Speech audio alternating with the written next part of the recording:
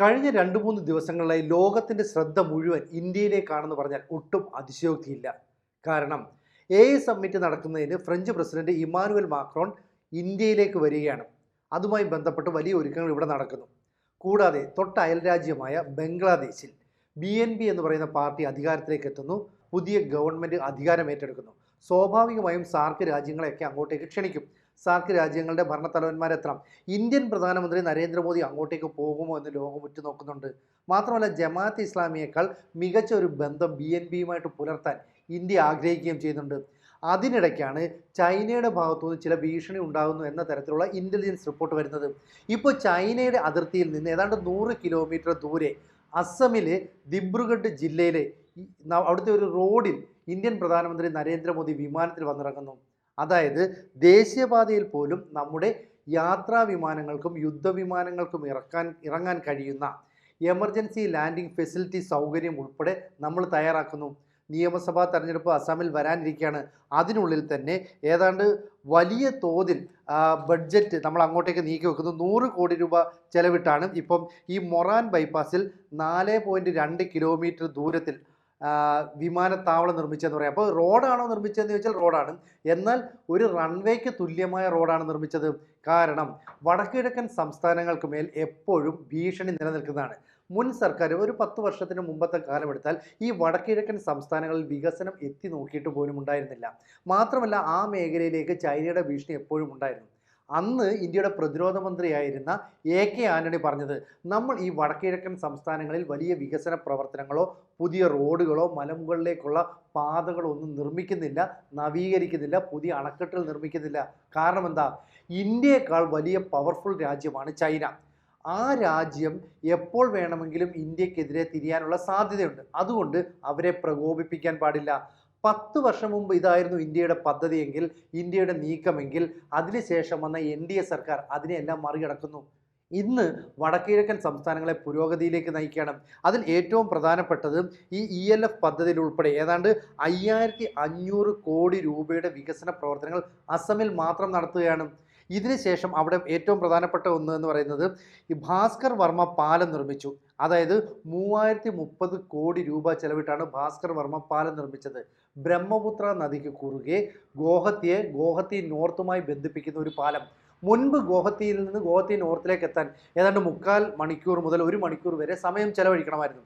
എന്നാൽ പുതിയ പാത വന്നതോടുകൂടി 7 മിനിറ്റ് കൊണ്ട് ഗോഹത്തിയിൽ നിന്ന് ഗോഹത്തി നോർത്തിലേക്ക് എത്താമെന്ന് പറയുമ്പോൾ ജനങ്ങളുടെ യാത്രാ സൗകര്യം എത്രത്തോളം മെച്ചപ്പെട്ടു. അങ്ങനെ ഏതെല്ലാം മേഖലകളിൽ വികസന പ്രവർത്തനം നടത്താമോ ആ മേഖലകളിലെല്ലാം വികസന പ്രവർത്തനങ്ങൾ നടത്തുകയാണ്.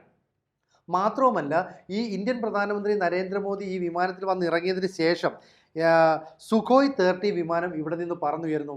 അതായത് ഇന്ത്യയുടെ പ്രധാനപ്പെട്ട യുദ്ധവിമാനം പറന്നുയരാനായിട്ട് ദേശീയപാത മതി എന്ന് ലോകത്തെ കാണിക്കുകയാണ്. ഇതിനുശേഷം റഫേൽ വിമാനവും പറന്നുയർന്നു. റഫേൽ വിമാനം പറന്നുയർന്നു എന്ന് പറയുമ്പോൾ ഫ്രഞ്ച് പ്രസിഡന്റ് ഇമ്മാനുവൽ മാക്രോൺ വരുന്നതിന് തൊട്ട് മുമ്പ് ഇന്ത്യയുടെ റൺവേയിൽ നിന്ന് പോലും റഫേൽ യുദ്ധവിമാനങ്ങൾ ഞങ്ങൾക്ക് പറത്താൻ കഴിയുമെന്ന് ആ രാജ്യത്തെയും കാണിച്ചു കൊടുക്കുകയാണ്. അപ്പോൾ ലോക രാജ്യങ്ങൾക്ക് മുമ്പിൽ ഇന്ത്യയുടെ വികസന പ്രവർത്തനങ്ങൾ എത്രത്തോളം മുന്നോട്ട് പോയി എന്ന് കാണിച്ചു കൊടുക്കുന്നുണ്ട്. ഇവിടെ ബംഗ്ലാദേശിൽ പുതിയ ഭരണകൂടം അധികാരത്തിലെത്തുമ്പോൾ ഇന്ത്യൻ പ്രധാനമന്ത്രി നരേന്ദ്രമോദി അങ്ങോട്ട് പോകുന്നില്ല.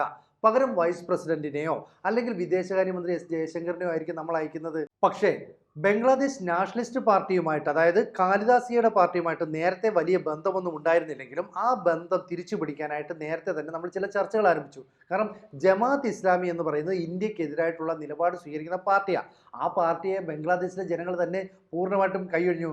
മാത്രമല്ല അവിടുത്തെ ഭരണകൂടത്തിലേക്ക് പുതിയ സർക്കാർ വരുമ്പോൾ ഇന്ത്യ ഗവൺമെൻറ്റുമായിട്ട് യോജിച്ച് പ്രവർത്തിക്കാൻ അവർക്ക് താല്പര്യമുണ്ട്.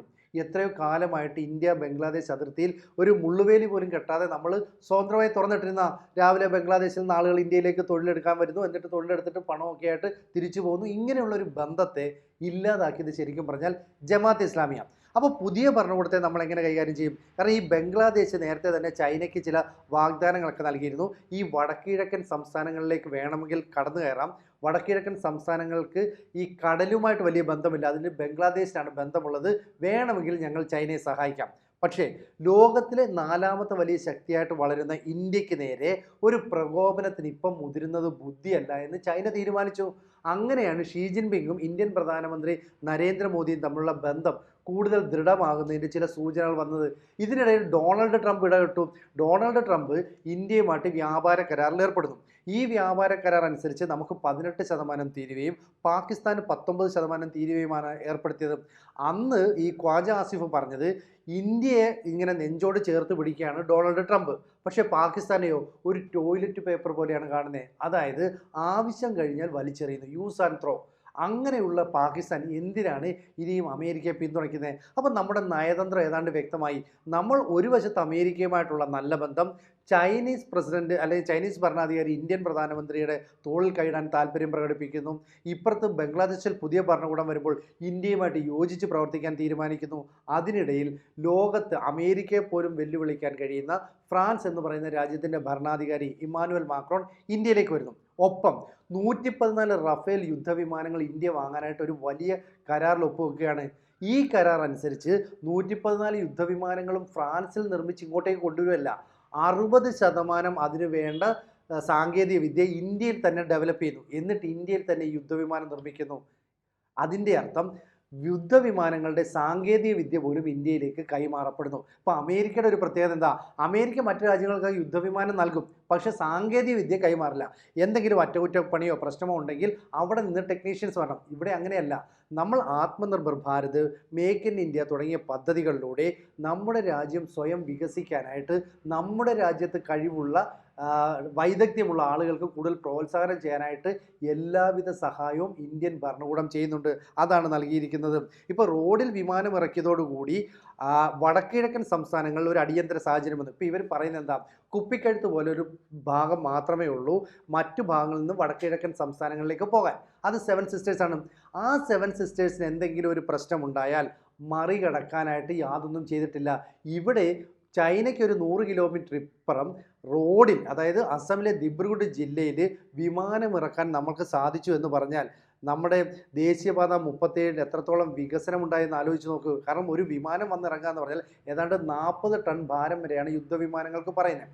67 ടൺ ഭാരമുള്ള യാത്രാ വിമാനങ്ങളും ഇവിടെ വന്നിറങ്ങാം. അതാണ് പ്രധാനമന്ത്രി നരേന്ദ്രമോദി നേരിട്ട് വന്നിറങ്ങി അദ്ദേഹം അത് കാണിച്ചു കൊടുത്തു. ഇപ്പോൾ ഇവിടെ മാത്രമല്ല, നമുക്ക് യമുന എക്സ്പ്രസ് വേ ഉത്തർപ്രദേശിലുണ്ട്. അതുപോലെ തന്നെ രാജസ്ഥാനിൽ NH 925 അവിടെയും ഈ വിമാനം ഇറക്കാൻ പറ്റും. അതുപോലെ ആന്ധ്രാപ്രദേശ്, ബംഗാൾ, ഗുജറാത്ത്, ബീഹാർ, ഹരിയാന, പഞ്ചാബ് തുടങ്ങി 28 ഇടങ്ങളിലാണ് ഇത്തരത്തിൽ എമർജൻസി ലാൻഡിംഗ് ഫെസിലിറ്റി തയ്യാറാക്കാനായിട്ട് ഇന്ത്യ ഒരുങ്ങുന്നത്. അപ്പോൾ ലോകത്ത് കീഴടക്കാൻ കഴിയാത്ത 4 രാജ്യങ്ങൾ എന്നാണ് പുതിയ പട്ടിക പുറത്തേക്ക് വരുന്നത്. അമേരിക്കയെ കീഴടക്കാൻ എളുപ്പമല്ല. ചൈന, റഷ്യ, പിന്നെ 4ാമത്തെ രാജ്യം ഏതാ? അതാണ് ഇന്ത്യ. അതായത് യുദ്ധവിമാനങ്ങൾ പോലും ദേശീയപാതയിൽ ഇറക്കാൻ കഴിയുന്ന, അതുപോലെ ബ്രഹ്മപുത്ര പോലെയുള്ള നദികൾക്ക് കുറുകെ വമ്പൻ പാലങ്ങൾ നിർമ്മിക്കാൻ കഴിയുന്ന ഒരു രാജ്യമായിട്ട് ഇന്ത്യ മാറി. അപ്പോൾ വികസനം എത്തി നോക്കാത്ത വടക്കിഴക്കൻ സംസ്ഥാനങ്ങളെ പോലും വികസനത്തിൻ്റെ പാതയിലേക്ക് കൊണ്ടുവരുന്നു. 10-11 വർഷം മുമ്പുണ്ടായിരുന്ന ഇന്ത്യ അല്ല ഇപ്പോഴത്തെ ഇന്ത്യ. ലോകത്തെ 4ാമത്തെ മികച്ച സമ്പദ് വ്യവസ്ഥയായിട്ട് ഇന്ത്യ മാറുകയാണ്. സാങ്കേതികവിദ്യയിൽ വലിയ കുതിച്ചുചാട്ടം നടത്താനായിട്ട് പോകുന്നു. പാകിസ്ഥാന് ആശങ്ക സൃഷ്ടിക്കും വിധം ഇപ്പോൾ ജമ്മു കാശ്മീരിലെ ചെനാബ് നദിയിൽ നമ്മൾ പുതിയൊരു അണക്കെട്ട് നിർമ്മിക്കുന്നു. ഈ അണക്കെട്ട് 2026 അവസാനത്തോടുകൂടി പൂർത്തിയായി കഴിഞ്ഞാൽ പിന്നീട് പാകിസ്ഥാനിലെ ഈ ഫലഭൂയിഷ്ടമായ പീഠഭൂമികളുണ്ട്. ആ പീഠഭൂമികളിലേക്ക് ഒഴുകുന്ന വെള്ളത്തിൻ്റെ അളവ് ഇന്ത്യയിൽ നിന്ന് നമ്മൾ നിയന്ത്രിക്കും. കാരണം ആ വെള്ളം ഉപയോഗിച്ച് നമുക്ക് വേണമെങ്കിൽ വൈദ്യുതി ഉൽപ്പാദിപ്പിക്കാം, അതല്ലെങ്കിൽ ആ വെള്ളം നമുക്ക് അണക്കെട്ടിൽ കെട്ടി നിർത്താം. ഇതോടുകൂടി ഇസ്ലാമാബാദിൽ, പ്രത്യേകിച്ച് പഞ്ചാബ്, സിന്ധു മേഖലകളിലൊക്കെ തന്നെ വലിയ വരൾച്ച ഉണ്ടാകും. അപ്പോൾ ഒരു യുദ്ധം പോലും ചെയ്യാതെ ഇന്ത്യക്ക് പാകിസ്ഥാന് മേൽ ചില ആഘാതങ്ങൾ ഏൽപ്പിക്കാൻ കഴിയും. അപ്പോൾ 2-3 ദിവസങ്ങൾ കൊണ്ട് ലോകത്തിൻ്റെ ശ്രദ്ധ മുഴുവൻ ഇന്ത്യയിലേക്കാണെന്ന് പറയുന്നത് ഒട്ടും അതിശയോക്തിയല്ല എന്ന് പറയുന്നത് ഇതൊക്കെ കൊണ്ട് തന്നെയാണ്. കൂടുതൽ വാർത്തകളും വിശേഷങ്ങളും നിങ്ങളിലേക്ക് എത്താൻ ABC മലയാളം സബ്സ്ക്രൈബ് ചെയ്യുക, ബെൽ ബട്ടണും അമർത്തുക.